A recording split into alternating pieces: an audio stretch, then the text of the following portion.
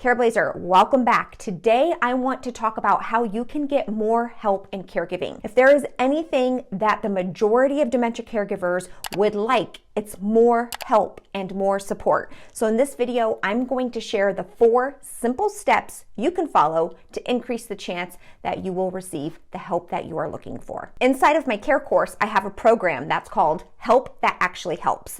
And one of the teachings inside of this program is exactly what I'm about to share with you. And the coolest thing about these simple 4 steps is that you can use them whether you're asking a family member for help, a friend, a neighbor, a healthcare provider, anybody at all. These are the same 4 steps you would use. And then after I share them, I'm going to break down specifically what you can start doing today. How does it look for you to actually implement this in your life? So don't worry, I'll lay that all out for you. But the 4 steps really quickly are: number 1, choose a task that you would like some help with. Number 2, choose a person or clinic or agency that you could ask for help with that thing. Number 3, actually make the request, make the ask. And then number 4, repeat the process. Those 4 simple steps will get you so much more help than you would ever imagine. Now, how does this actually look in your life? The very first thing that I talk to my care course members about, and I would encourage you to do this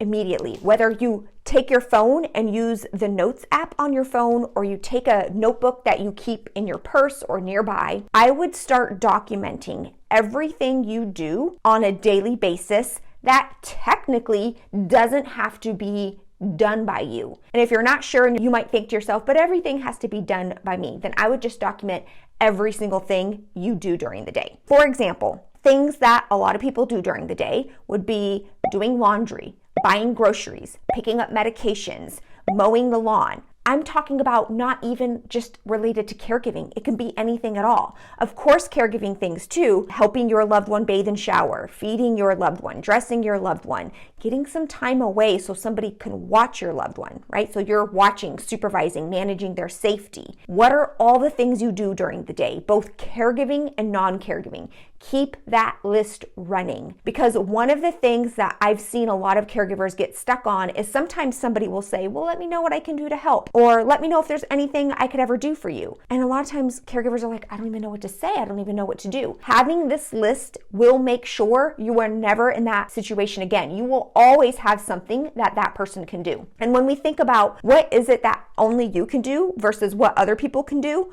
well, other people could wash dishes, could cook a meal, could pick up groceries, pick up prescriptions, mow the lawn. Other people aren't going to be able to shower for you or sleep for you. So really don't limit yourself on what you put on that list. So that's step number 1. Now that you have that list, I want you to be very open to the idea that getting more help, although we know you want it in caregiving, it doesn't always have to be in caregiving. So for example, your neighbor might not feel comfortable coming and helping you bathe your loved one, but your neighbor might feel comfortable picking up groceries when they're headed to the grocery store, or mowing your lawn when they're mowing their lawn. When we think about all the things dementia caregivers have to do, it's not like real life goes away just because you're a caregiver now. It's you have real life and all of those responsibilities and errands on top of caregiving. So by keeping this list, you will have ongoing thread of exactly all the things people could help with.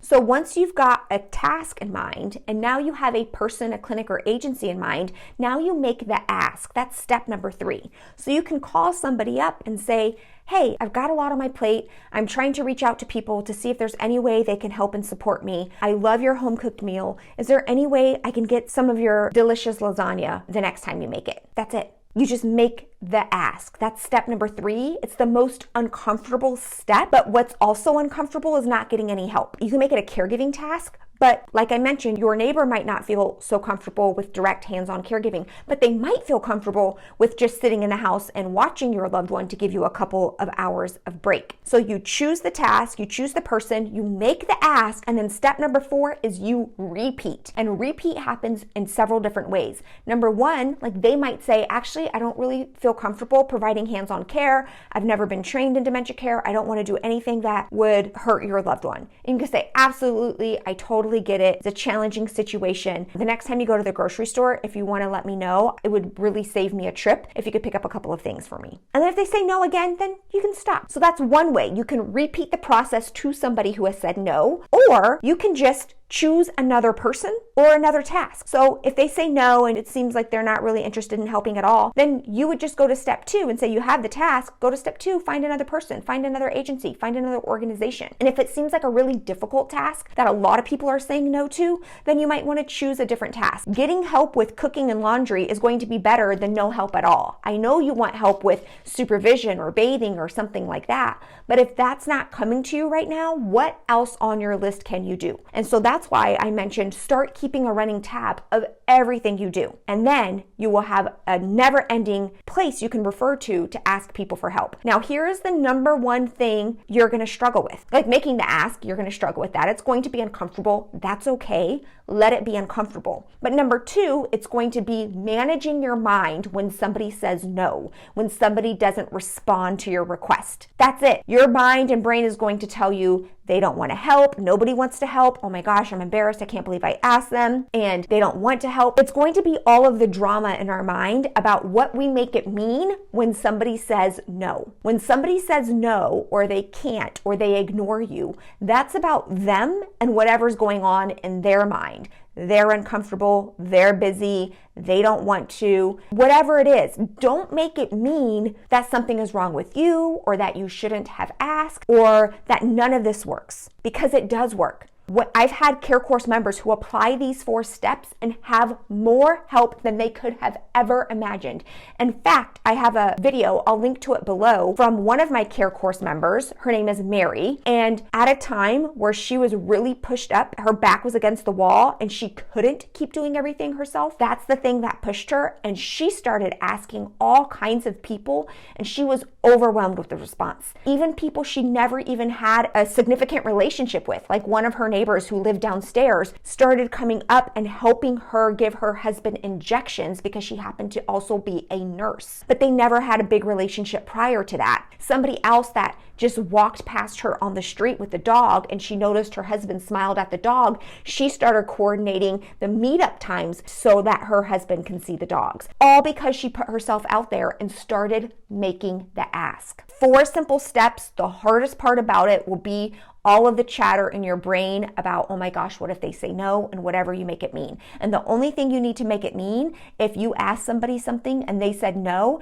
is that you are a courageous and amazing caregiver doing whatever it takes to help make your caregiving situation more enjoyable, more peaceful for yourself and for your loved one. Just make it mean that you are an amazing caregiver and that you are willing to be uncomfortable to make things better. In fact, I was interviewed recently in New York City, and we were talking about this situation of asking for help. And the news anchor said, but it's so hard to ask for help. And I said, absolutely, it is difficult to ask for help, but it's also difficult to not ask for help. Which difficult are you going to choose? I hope you'll be willing to choose the difficult that actually gives you a better outcome. And you would be surprised at how many people truly do want to help, but they just don't know what to say or what would be helpful. Or there hasn't been a good match in terms of maybe what you've requested of them and what they're able to do. But I promise you, a lot of people will be willing to do something you have on that list. Are you willing to do this, Careblazer? Say yes below if you are willing to do this. And if 5 people in a row say no, you ask the 6th person, or you ask for a different thing.